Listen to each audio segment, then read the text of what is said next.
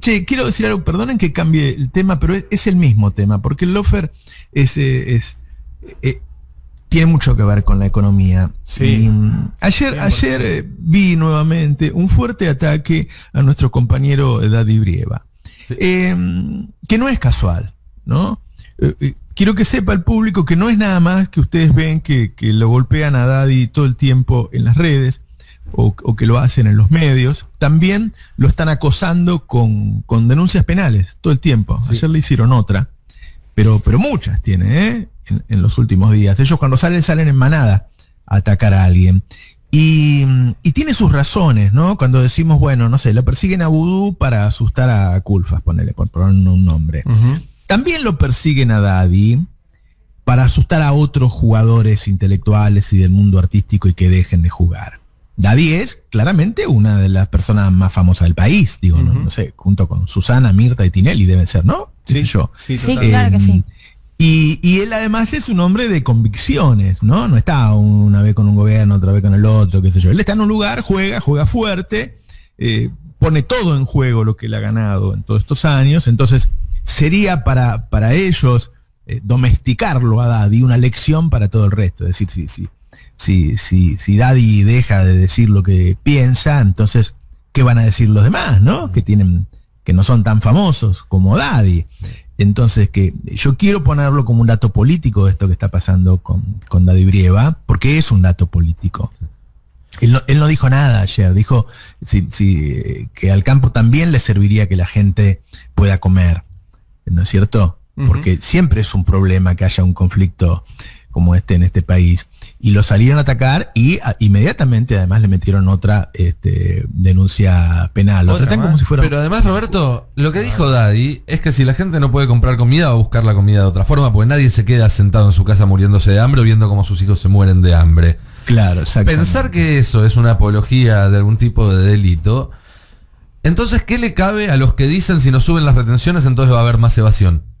Digo, porque la lógica la lógica, si uno quita el contenido, los términos lógicos son los mismos de ambas proposiciones. Solo que la diferencia es que en un caso estás hablando de alguien que no tiene para comer y que se ve impulsado a salir a buscar comida de una forma u otra.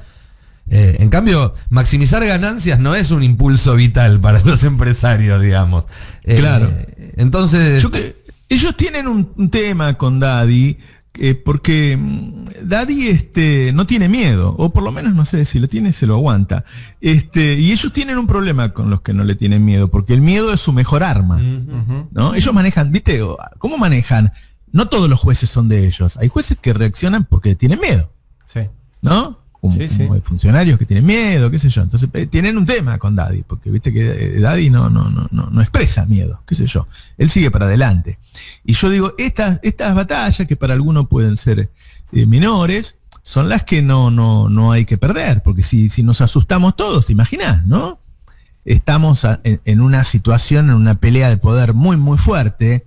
Digo, es un dato que pasó, que creo que no lo estamos poniendo en valor, lo que está pasando con el grupo Clarín y con todas las empresas de conectividad y qué sé yo, que no aceptaron el aumento que dio el gobierno, ¿no? O sea, el gobierno les dijo, no pueden aumentar un 20%, pueden aumentar un 5%, y ellos aumentaron igual. O sea, recordemos que lo están cobrando, ¿sí? En la práctica lo están cobrando. Es decir, en la práctica el gobierno no está pudiendo ejercer el poder que tiene institucionalmente, que le da la Constitución, que es tomar ese tipo de medidas. Y no lo están cumpliendo. Sí. Entonces, porque a veces nosotros nos quejamos, decimos, bueno, el gobierno no da esta pelea. Bueno, acá sí dio esta pelea, ¿no? Decisió, los transformó en servicios públicos, no a cualquiera, a Maneto, ¿no? Le puso un aumento mucho menor al que ellos querían. Es decir, el gobierno hizo lo que uno espera que haga, ¿no? Y no lo cumplieron. Y no lo cumplieron. Entonces, qué fuerte es eso, ¿no? Porque viste cuando el tema es, Roberto, ¿y el siguiente paso cuál es? Porque bueno, es lo mismo que con la ley los pasos tienen que ser los que la Constitución te permita. Tampoco puede hacer cualquier cosa el gobierno. Por eso, lástima, pero... ¿no?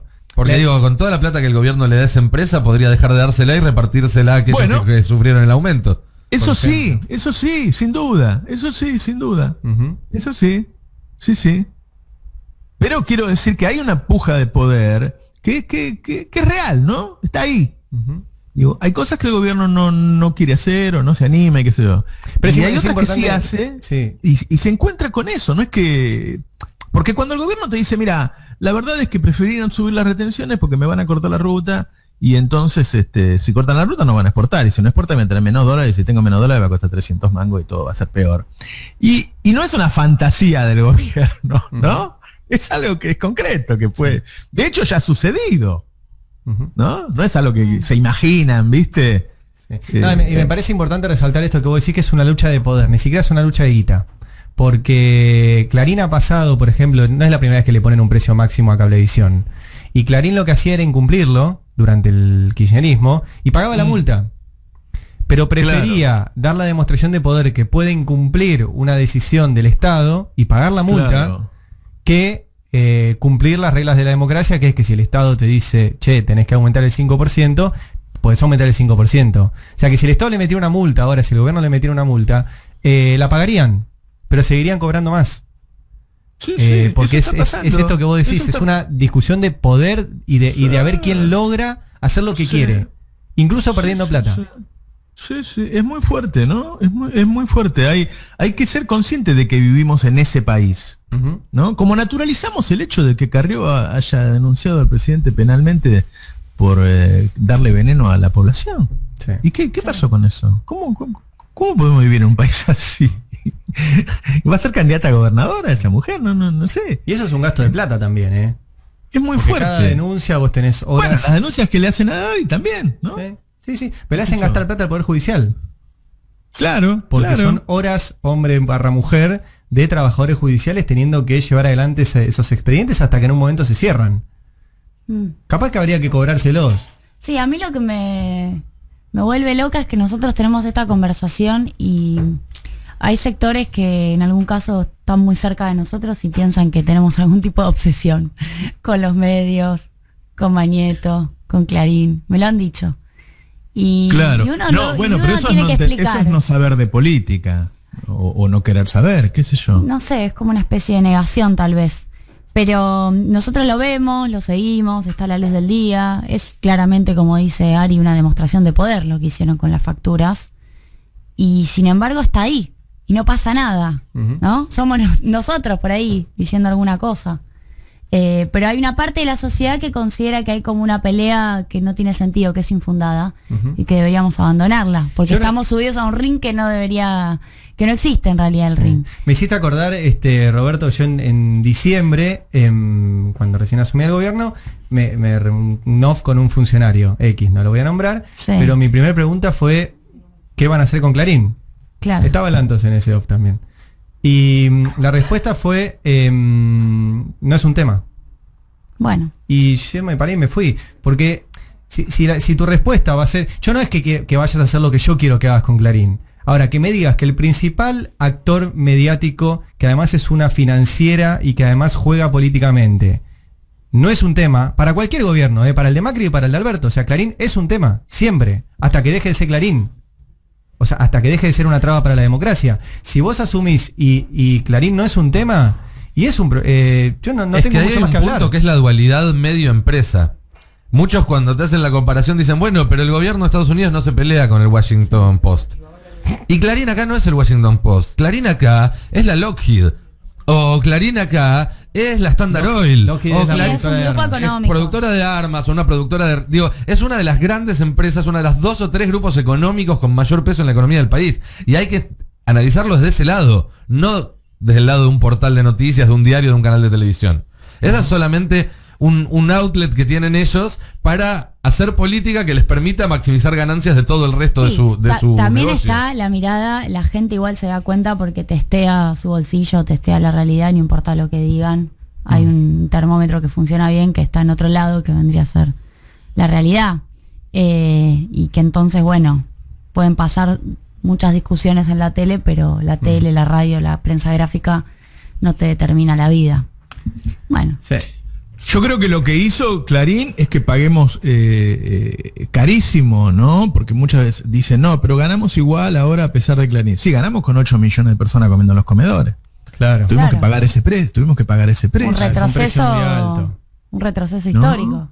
Sí, es un precio demasiado alto. Bueno, no. El que piensa que Clarín no es un protagonista de la vida pública nacional, pero te lo dijo Alfonsín, lo dijo públicamente, lo dijo Menem, lo dijo Rodríguez Sá, lo dijo Néstor, todos dijeron que el límite de su poder había sido Clarín. Menem, hay una entrevista cuando cumplió 3 años de gobierno, año 1992, le hace una entrevista a La Nación y le preguntan, ¿se arrepiente de algo? De lo que hizo en sus primeros... ¿Te acordás lo que hizo Menem en sus primeros 3 años de gobierno? Mirá que hizo cosas. De todo, el indulto. Indulto, reforma del Estado, Privatizó todo. O sea, hizo de todo en sus primeros 3 años. Y Menem en la entrevista, la pueden buscar en el diario La Nación, 3 años de gobierno de Menem, dice de una sola cosa: de haber derogado el artículo 45 de la ley de radiodifusión de la dictadura y permitir que Clarín se transforme en un multimedio como el que es actualmente. De eso se arrepintió Menem el 3er año de su gobierno. O sea, a todos les ha pasado, o sea, siempre es un tema. Es difícil construir un país, no solo es difícil gobernar, es difícil construir un país, planificar un país. Con sectores del mundo empresarial que no patean para este equipo. Sí. Pero si vos lo has visto presionando jueces y logrando fallos sin ningún problema. Sí. Sin ningún problema. Bueno, de hecho, lograron el fallo el otro día del juez cordobés para poder subir las tarifas. Cuando Macri asumió, creó un ministerio solamente para hacerle un favor a Clarín. El ministerio de Clarín. El Ministerio de Comunicaciones. Asumió a Aguad, derogó la ley de medios y después desarmaron ese ministerio. Fue espectacular. O sea, fue un ministerio creado para beneficiar a Clarín y luego lo desarmaron. Claro, sí. No, pero además, qué sé yo, ¿quién puede pensar que en una democracia moderna el poder lo tiene el presidente? Claro. Y menos en un país como este. El presidente tiene una cuota de poder. Y hay un actor que se ha transformado en alguien que tiene una cuota, no sé si igual a la del presidente. A mí me parece que, no digamos solo Clarín, que la oposición, de la que Clarín es el jefe, ha logrado prácticamente un empate en el poder en Argentina. Que no logra hacer todo lo que quiere, pero logra que el gobierno no pueda hacer lo que quiere. Y marca la agenda. Eso decía Maquiavelo sobre la iglesia en el siglo XVI, que decía que la iglesia no lograba gobernar Italia, pero sí lograba que nadie la pueda gobernar. Esa fue la gran pelea de Maquiavelo con la iglesia. Bueno, esto es lo mismo actual. Clarín no logra gobernar, o Clarín y los grupos de poder no logran gobernar, pero sí logran que el que gobierna no pueda hacerlo como quiere. Pero es un empate y nosotros también logramos que ellos duraran 4 años. Sí, bueno, perdón, pero esto no es algo nuevo, ¿sí? Esto lo describió en 1955 Portantiero, que es uno de los padres de la ciencia política argentina, hablando de empate hegemónico. ¿Cuál fue el problema de la Argentina del posperonismo? Que ninguno de los grupos de poder pudo imponer su propio modelo. Entonces ese empate fue lo llevando a la Argentina a una situación muy inestable económicamente. Lo que pasa es que ellos estuvieron desde el 76 hasta el 2001 con distintas variantes aplicando valorización financiera, y ese retroceso que nos generaron, ni en 12 años de gobierno popular se pudo volver a compensar para atrás. Se compensó bastante. Volviendo a Daddy, Roberto, cuando ellos gobiernan no piden permiso, y cuando nosotros gobernamos... no, bueno, pero cuando ellos gobiernan no es un empate, es goleada, porque cuando ellos gobiernan no es comparable. Daddy lo dice, el gobierno compararlo. No, Daddy lo dice de otra forma, pero nosotros cuando ellos gobiernan van, y después cuando nosotros gobernamos parecemos progres, ¿viste? Hicimos ley de medios por ley. Sí. Y ellos la derogaron en 2 minutos, como dijo Nico. Exactamente. Mirá, esa es perfecta. Ese es el mejor ejemplo. Sí. Una discusión federal en todo el país, foros. 30 años discutiendo una ley de medios y Macri la derogó por decreto. Desarmó el AFCA. Persiguió a los que habían sido parte. Tal cual. Ese es el ejemplo perfecto. Hay que gobernar por decreto, Roberto. Bueno, yo no voy a decir nada más porque mi editorial es sobre eso. Bueno, pero yo no sabía. Spoiler. No. Todo indica que finalmente el gobierno no subirá las retenciones ni impondrá cupos para frenar el precio de los alimentos. Se reunirá con la mesa de enlace para negociar algunos paliativos, medidas de menor porte que las citadas. La población perdió un 25% de sus ingresos con el macrismo y varios puntos más en 2020 con la pandemia. Lo que necesita son medidas fuertes que frenen los precios. El gobierno dice, si yo tomo esas medidas fuertes, el campo va a un lockout, deja de liquidar, nos deja sin dólares el dólar se va a 300 pesos y los alimentos suben más aún. Y es cierto lo que dice el gobierno. Eso ocurriría. Uno puede enojarse con el gobierno porque no lo hace, pero en estos días pasó algo muy relevante que muestra que aun cuando juega fuerte, no logra imponer su voluntad.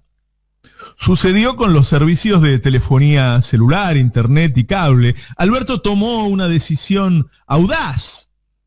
Va para adelante quizá contra el peor enemigo, Magneto, y los jueces van en apoyo del Grupo Clarín. Y la decisión del gobierno no se concreta.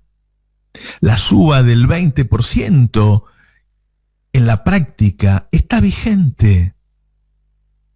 Tenés que pagar 20% más. El gobierno no pudo hacer valer su poder institucional. El poder judicial se lo impidió. Si uno observa la conducta del gobierno, se nota claramente que gestiona bien las cosas que dependen de su gestión. Alberto negocia con Putin y consigue privilegios para el país con su vacuna. Y luego a la vez habla con Merkel y con Macron y consigue apoyo con el FMI. Hace los hospitales, consigue los respiradores, consigue las vacunas, mejora rápidamente la industria hasta estar incluso arriba del nivel prepandemia. Mejora tanto la construcción que no solo está arriba de 2019, está arriba de 2018. Sus problemas están cuando tiene que enfrentarse a los de adentro, que no actúan como adversarios, sino como enemigos.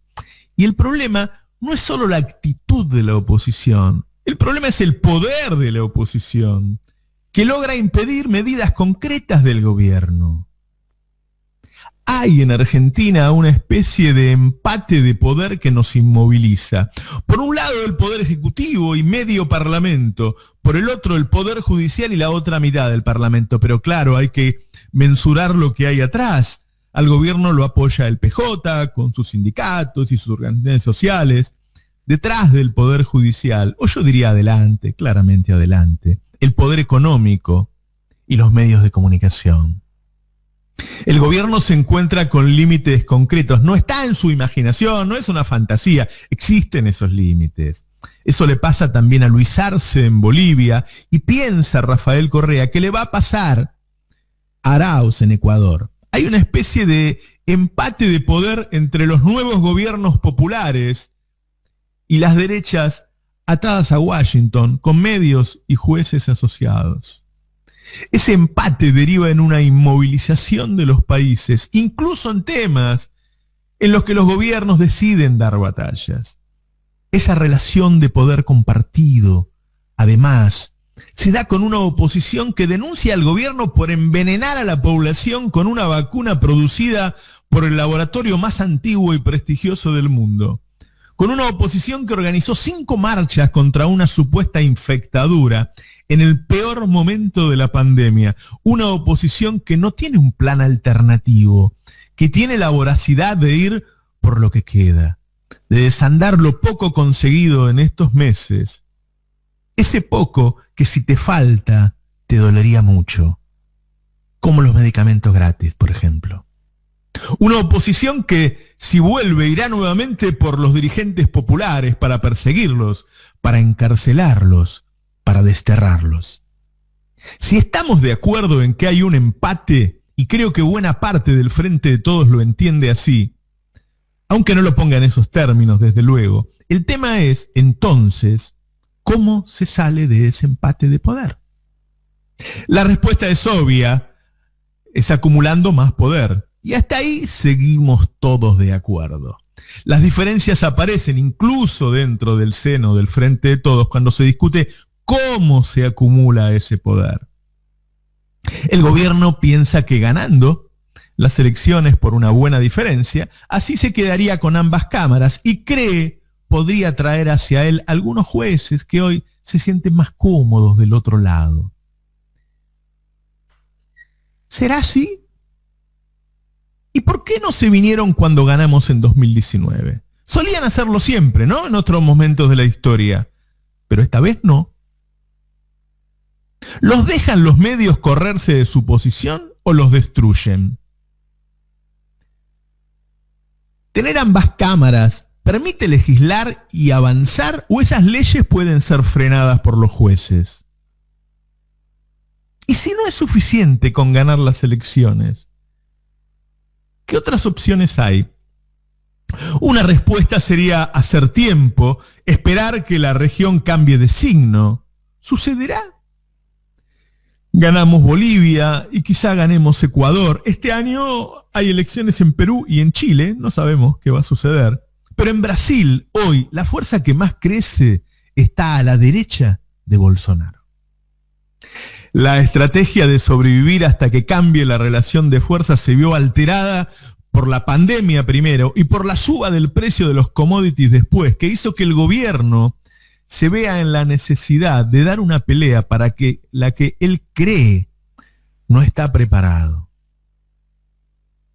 Esta es una editorial sin certezas, no hay un camino seguro para transitar.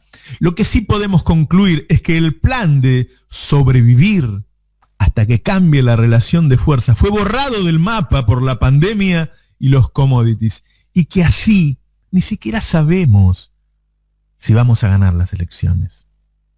Y ahí volvemos a lo del empate, que es un empate en el que todavía no dimos nuestro mejor golpe, donde todavía no usamos todo nuestro poder. El poder del pueblo movilizado, el poder de los sindicatos más poderosos, el poder de los cientos de miles de personas, de las organizaciones sociales. Yo creo que si se usan todas las fuerzas, no hay empate, que somos más fuertes. Lo que sí veo es que muchos de nuestro lado siguen con un pie de cada lado. Porque si el año pasado tuvimos un saldo comercial de 12.000 millones de dólares y terminamos rezando por $1, ¿por qué los dejamos que se la lleven? ¿Por qué estuvimos a punto de dejarle la hidrovía al mismo que es funcional al contrabando de granos creciente? ¿Por qué? ¿Por qué tenemos a Daer en la CGT y seguimos con una central obrera entreguista? Tengo para mí que el Frente de Todos sigue siendo una especie de rejuntado de voluntades con distintos intereses, y que convertir eso en una fuerza con un rumbo claro y una fortaleza granítica está en manos de quien lo conduzca. Que hace falta un liderazgo fuerte y con convicciones fuertes para alistar a nuestras fuerzas para ganar. ¿Alberto o Cristina? Uno de los dos tendrá que ponerse al frente para salir de ese empate en el que, al no poder avanzar, se mantiene un statu quo en el que el trabajador pierde cada día un poco más. Porque si sigue perdiendo, por ahí un día se le da por votar a otro. Y en vez de empatar, perdemos. Buenos días, esto es Navarro 2023.